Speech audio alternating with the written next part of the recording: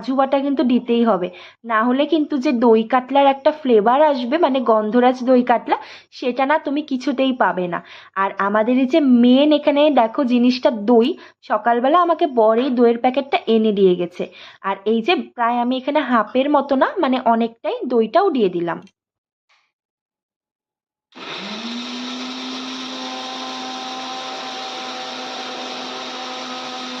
ব্যাস দেখো মশলা একদম কমপ্লিট, একবার ঘুরিয়ে নিয়েই। আর সত্যি মানে আগেকার দিনে না শিলপাটায় রান্না হতো সমস্ত কিছু বেটে, আর এখন না দেখো আধুনিক সব পদ্ধতি, সমস্ত কিছু কিন্তু মেশিনে। কিন্তু সত্যি বলছি মেশিন থেকে না শিলপাটার বেটে রান্না কিন্তু বিশেষ করে বেশি ভালো হতো। কিন্তু ওই যে এখন আমাদের সময় এতটা কম যে কি বলবো, আমরা সমস্ত কিছুই পুরো একদম শর্টকাটই চাই।